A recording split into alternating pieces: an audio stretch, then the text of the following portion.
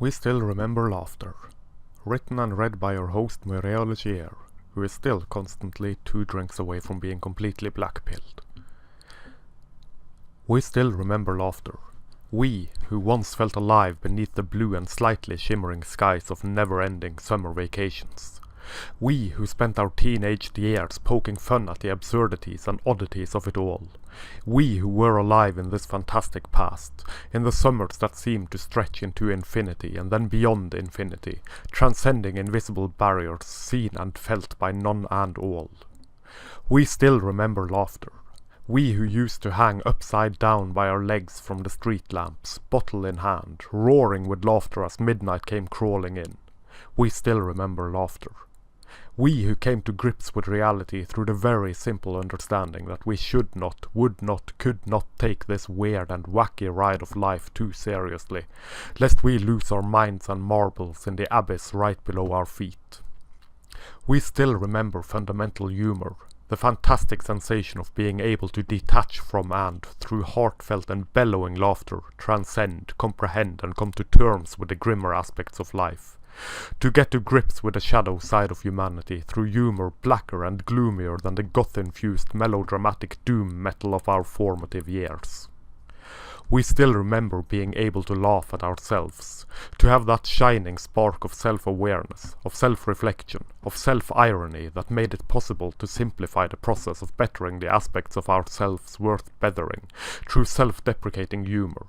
All in jest and yet serious behind the mask and glowing veils of laughter hitting us all in the chest and mouth and face and ears with joy exuberant and bountiful, telling us in sensual whispers that the most important aspect of humanity is to laugh at oneself first and foremost, that laughter is the one unifying force of the universe. We, who processed death and suffering just as much as we processed life and pleasure through the same fantastic metaphysical optics of laughter and humour, as rejuvenating as the fountain of youth, we still remember laughter. We, who accepted and came to terms with the grim and horrid spectacle of death, of depravity, of despair, of torture, of tragedy and of terror, through laughter and morbid, grim humour, bringing tears to our eyes, both serious and simple, making us able to find pleasure and solace in one simple fact of this absurdist theatre that is life. Life makes fools of us all, and laughter separates the enlightened fools from the fools living in perpetual denial. We still remember laughter.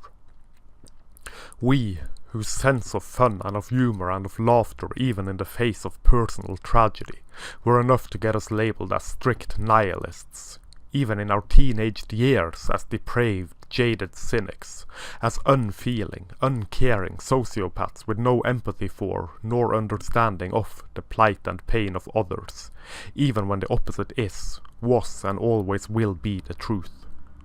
We still remember laughter. We who knew, without even having to think about it, that humour and laughter is, was and always will be the greatest weapon humanity has ever had, the greatest tool in existence to tear down the walls between us and the vast, empty void of existence, to separate us from the empty, black pit of despair that lies lurking just behind us in times of trials and of tribulations. We still remember laughter. Oh yes, we still remember laughter. We who dwell in the realms of unsolicited giggles, sniggers, snorts and various ululations of merriment and joy. We who still remember giggling in principals' offices when, having been caught in some trespass of authority or other, the hammer of judgment was coming down and we cleared our nervous system of nervous trepidations through barely contained humour, perceived perhaps as lack of respect, but being quite clearly a mechanism to detach and deal and cope. Oh yes, we still remember laughing at the absurdity of it all, at the great abyss that awaits us all at the end of our life. How should one, now, how could one come to grips with the finality of death without being able to laugh at it? How does one keep the joy of life alive when faced with the absolute inevitability of death? Remember laughter. We still remember humour. We still remember laughter.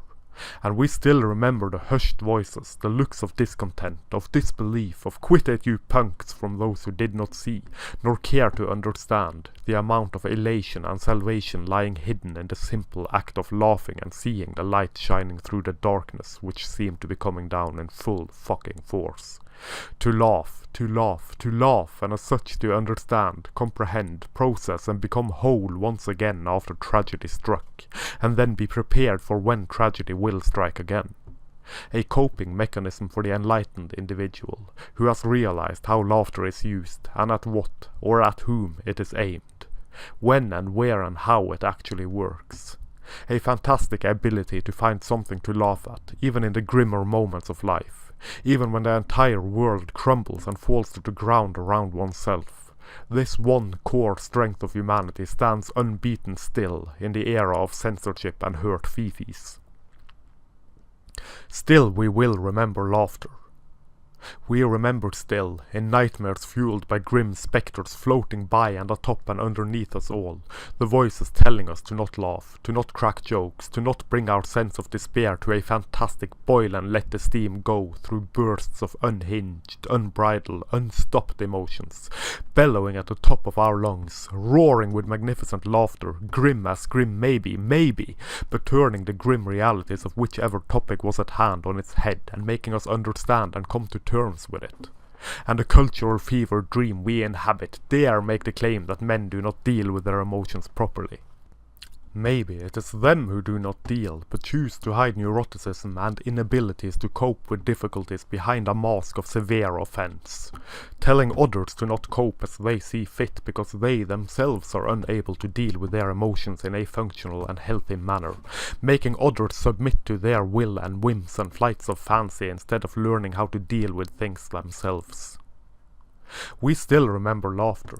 Even when displeased looks from teachers or from parents or from passers-by made it clear that this was not suitable, this was not the proper way of dealing with things, that it was, in fact, better to keep the mask of silent subjugation in place and not to laugh, never crack jokes darker than the dried-up chambers of a politician's heart to lighten the mood and turn it upside down and inside out, for our benefit and for the great and grand and glorious lightening of the mood.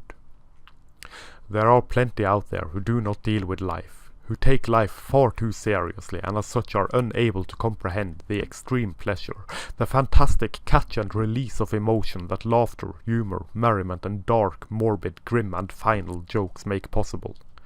Those who cling to suffering like the last few drops of wine cling to the side of the bottle, refusing to come out and play. Those who are scared, who are trapped within a prison of their own design, who will not, cannot, dare not transcend difficulties through laughter and as such refuse others the joy of transcending, understanding and coping through laughter. Those who wish to subjugate others to their will instead of appreciating the perspectives and coping mechanisms of others. Those who impose their will and lack of humour and understanding and remembrance of laughter upon others because they deem themselves to be above those who transcend the realms of suffering for subconsciously wanting to stay trapped within suffering. Those who do not gaze into the darkness will never see the light shining within. Those who are unable to laugh or to let others laugh for lack of understanding and of comprehension of the very human urge to transcend tragedies, travesties, torture and terror, will never understand and will never fully see the full release of terror from themselves, because they refuse to see themselves fully and wholly. They refuse to understand that laughing at suffering is not a mockery of those who suffer, but a mockery of those who make others suffer. That laughing at those who make others suffer turns a tyrant into nothing but a fleeting joke. An effigy that burns just as easily as any other effigy. That laughing at evil acts and deeds is not a laughter aimed at those who are made to suffer from said evil acts and deeds, but a disarming of the evil in and of itself. A way to make the darkness less dark, a fleeting candle in the dark which will light the way and make the darkness easier to get through. Comprehension of the dark through the shining beacon of laughter is a very real thing, and something that should never be made to disappear. Why do you think that tyrants always crack down on jokes made at their expense? Why do you think that humour is the first to go in the Great Purge, and yet the first, maybe even the only, thing that survives and raises its head once again from the remaining ashes of the purge, blowing as only it can on the embers of hope? Oh yes, we still remember laughter. We who were told that our jokes and our humour was unsuitable. We whose jokes and whose laughter was suppressed by miniature tyrants who themselves were unable to crack a joke or smile a smile at the expense of themselves first and foremost. Whose neuroticism enabled them not to have a crack and a go at themselves, but enabled them to crack down on the coping mechanisms of others because the mechanisms of others did not align with the unlubed mechanism of their selves. All fragility and hopelessness and despair when faced with others who made coping with the dark and the shadow and the abyss a simple matter of catch, release, let go through laughter. We still remember laughter. Even beneath these oppressive skies of do not laugh, do only weep, and do not be humanity.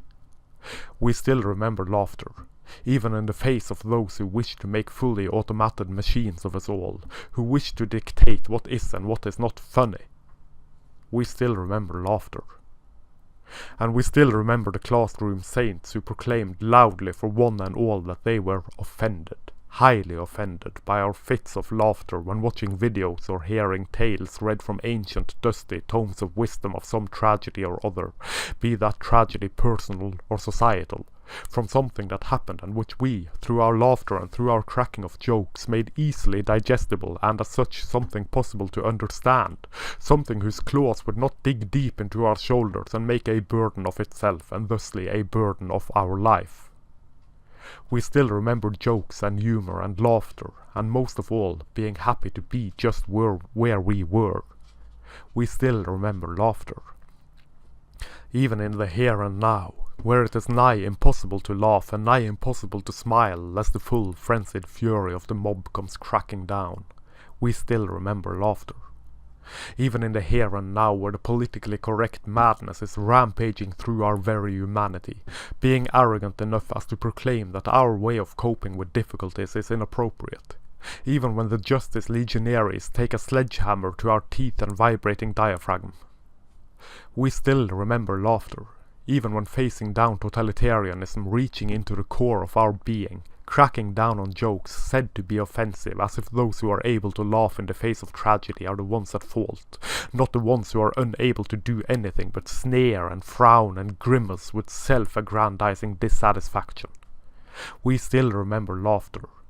Those of us who were able to, and are able to, come to terms with the very simple fact that we are all going to die, and as such it is best to enjoy oneself and deal with the suffering and pleasure of life simultaneously, drawing strength from the one fantastic force that we all have in common, the force that ought to unify us and make us see both each other and ourselves mirrored in a shining smile, overcoming any and all through laughing at the absurdity that is life. We still remember laughter. That is life. We still remember laughter. Thank you very much for watching. I hope you enjoyed this ramble as well as my other ramblings. Please consider sharing, liking, subscribing and all that jazz. That would help the message, such as it is, be manspread far and wide. Take a look at the links down below as well, if you please. Catch you next time.